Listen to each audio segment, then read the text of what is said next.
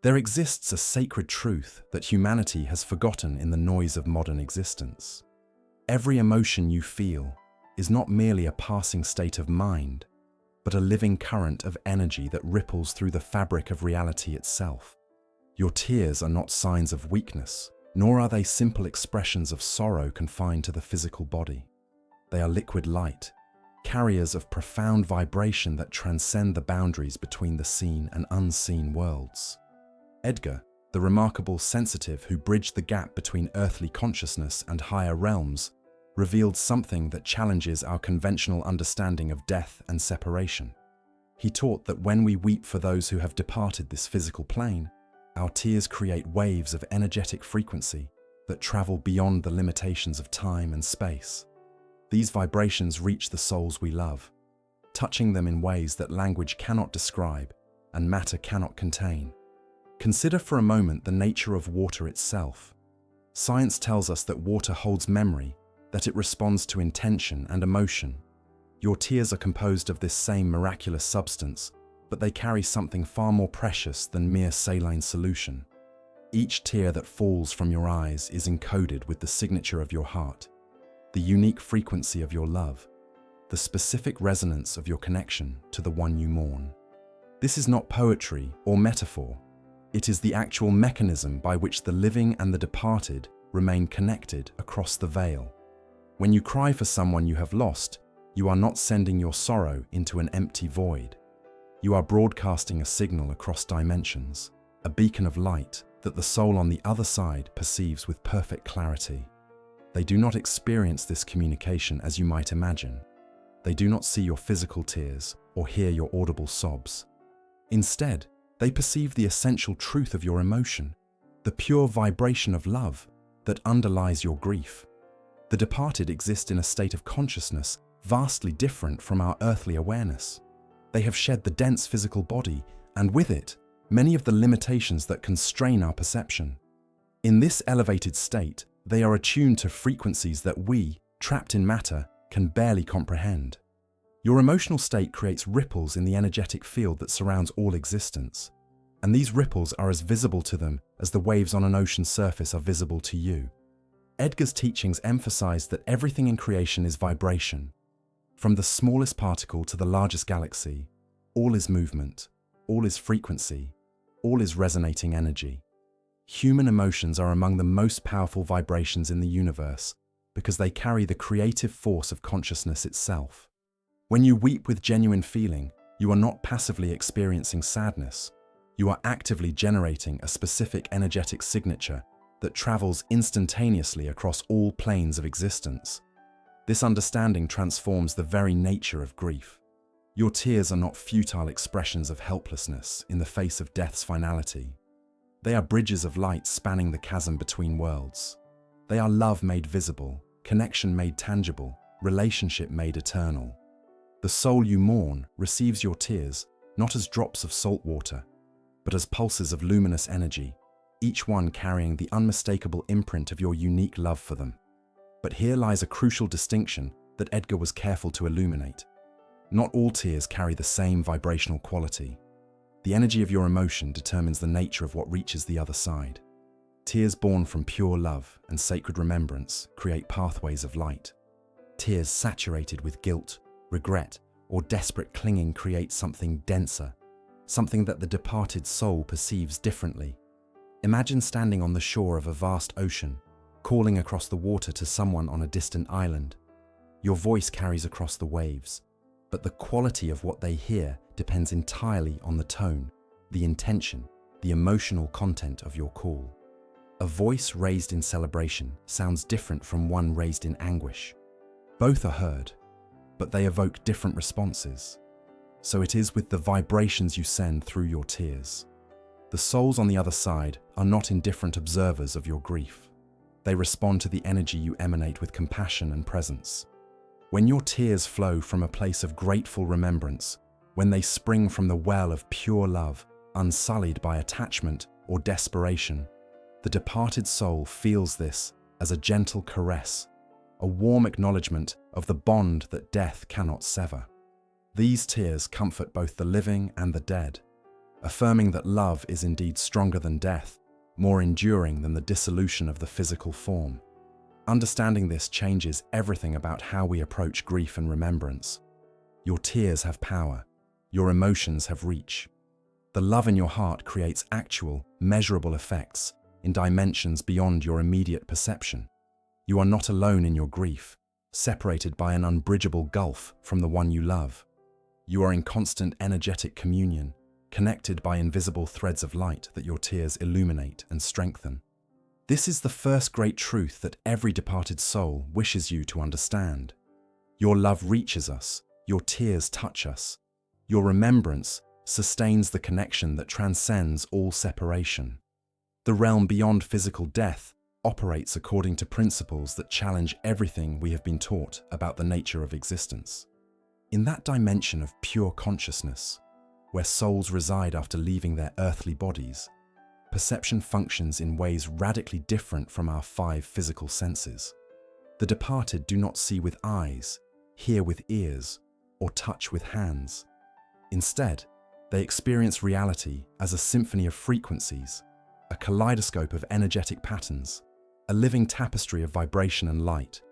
When you shed tears for someone who has crossed over, they perceive this through what can only be described as synesthetic awareness, a blending of senses that we in physical form can barely imagine.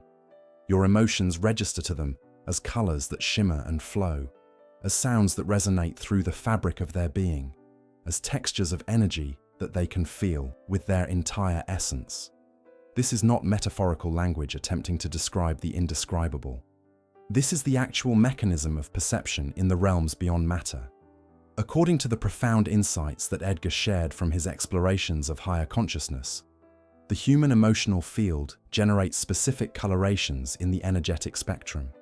When you cry with longing, with that bittersweet ache of missing someone's physical presence, the departed soul perceives this as soft, gentle waves of rose and golden light. These colors carry the unmistakable signature of love, and the soul recognizes immediately that it is being remembered with affection and tenderness.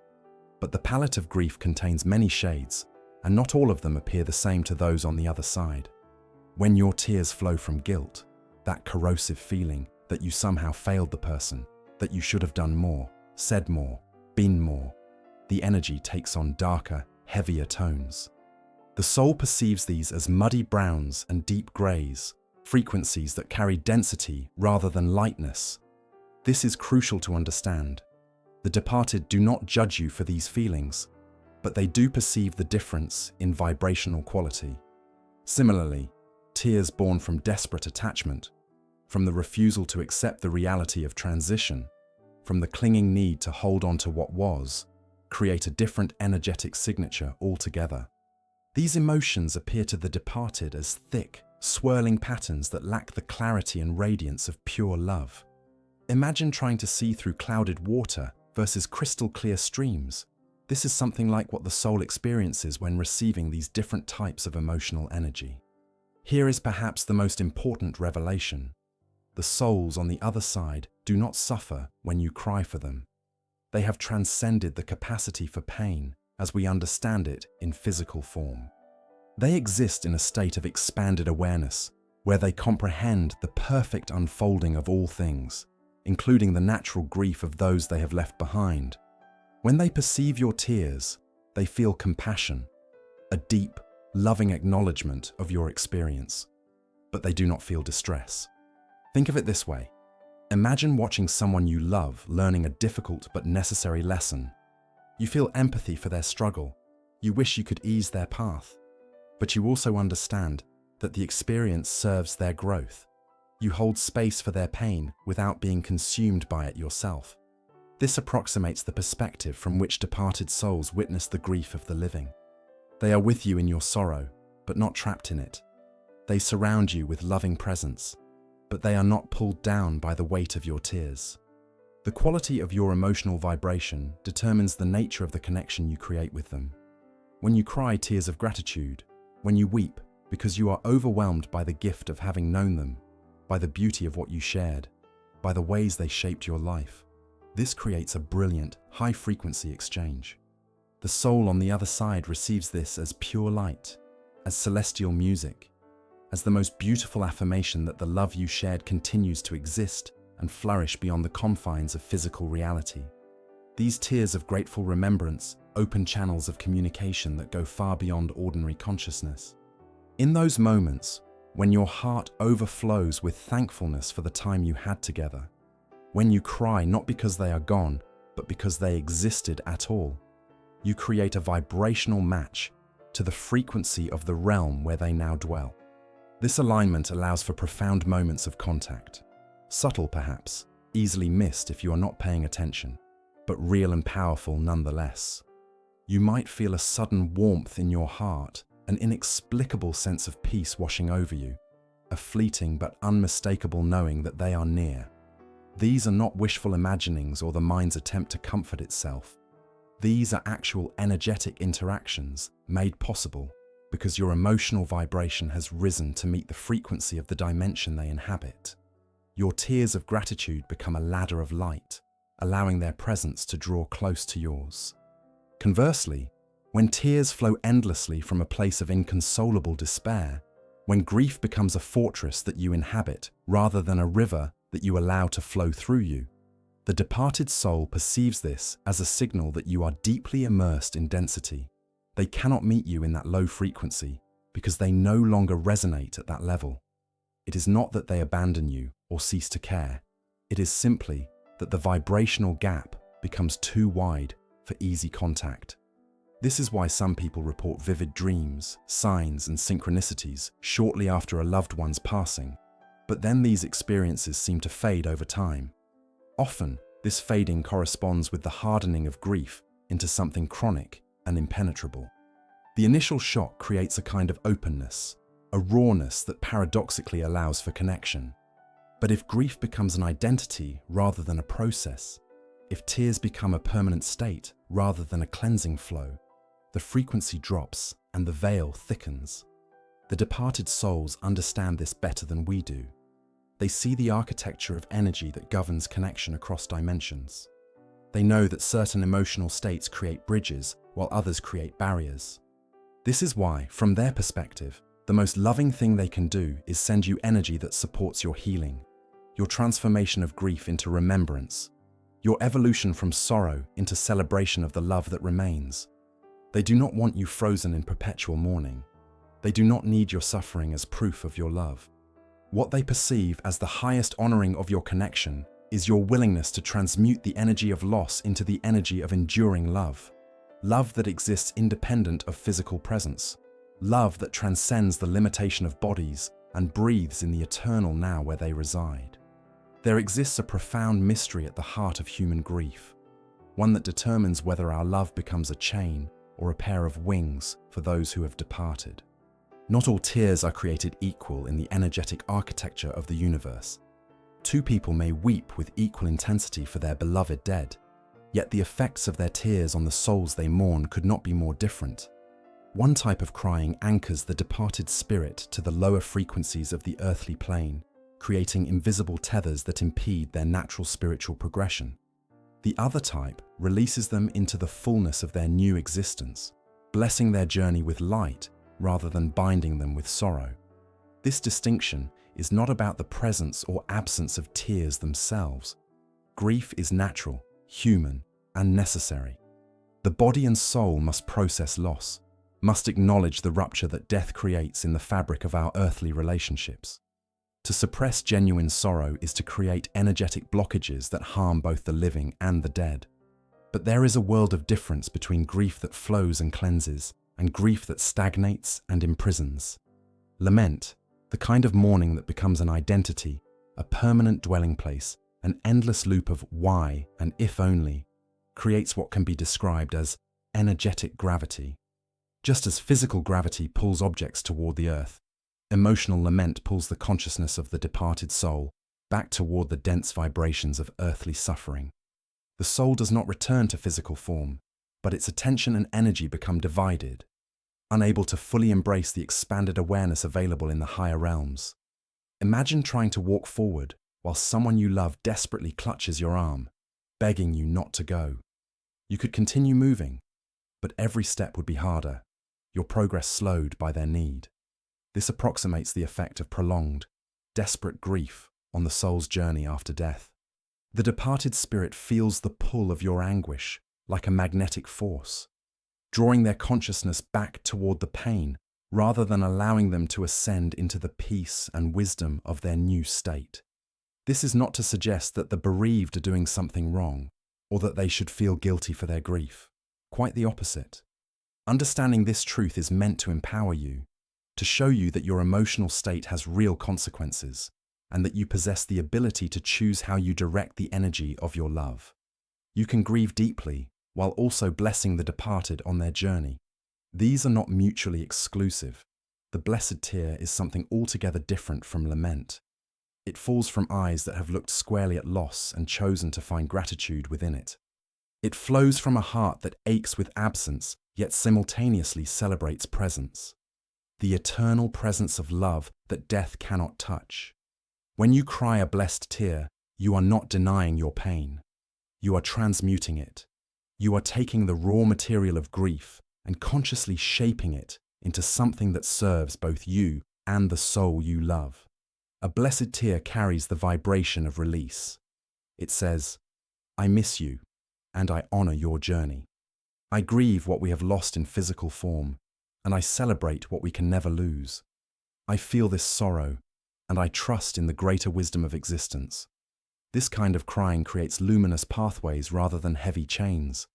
It generates frequencies that lift rather than anchor, that free rather than bind.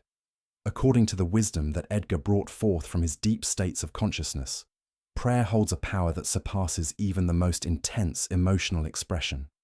A silent prayer, offered with focused intention and loving surrender, carries a purity of vibration that penetrates dimensions with ease. This is because prayer, at its highest, is an act of alignment with divine will, rather than an expression of personal desire. It acknowledges something greater than the individual ego's wants and fears. When you pray for someone who has died, you are not asking that they return to you or that death be reversed. You are asking for the highest good, for their peace, their progress, their fulfillment in whatever realm they now inhabit. This prayer creates an energetic blessing that the soul receives as pure light, untainted by the heaviness of personal attachment.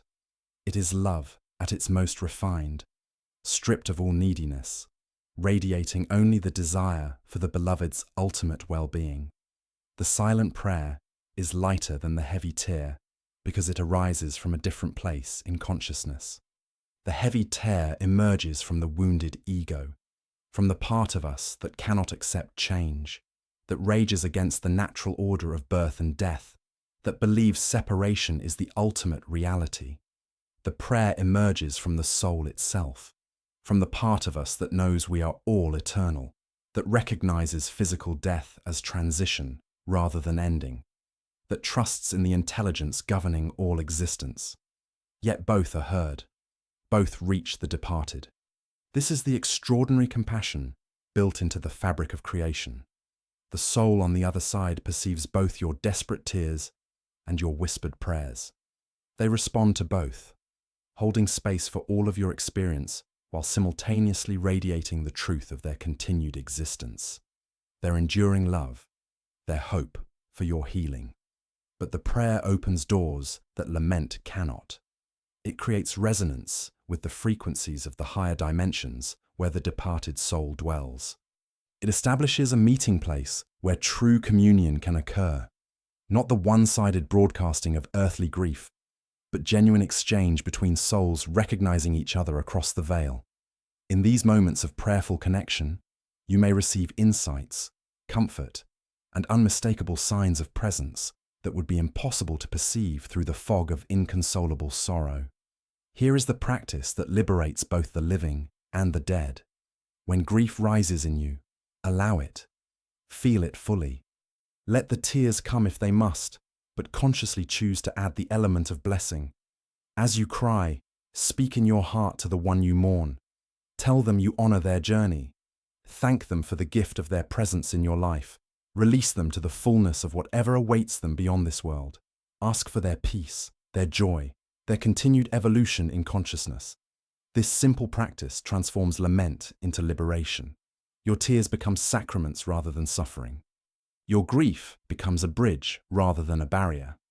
You honor your human experience of loss while simultaneously acknowledging the spiritual reality that transcends it. This is the balance that the departed souls wish for you to find. Full feeling without energetic bondage, deep love without desperate attachment. The message that every soul on the other side wishes to convey is this: your love does not require your suffering to be real. Your connection does not depend on your endless tears to remain intact. What they ask of you is the courage to transform sorrow into celebration, memory into blessing, and grief into a love so pure that it lights the way for both of you, you in your earthly journey, and them in their celestial unfolding. When you bless rather than lament, you honor the truth that love is eternal, consciousness is indestructible, and death is merely a doorway into a larger life. This is the sacred teaching. Grieve freely, but bless consciously. Cry deeply, but pray intentionally.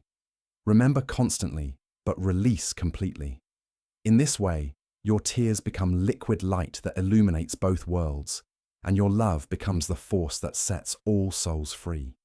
If this message resonated with your soul, subscribe to continue receiving spiritual teachings that bridge the worlds between life and eternity.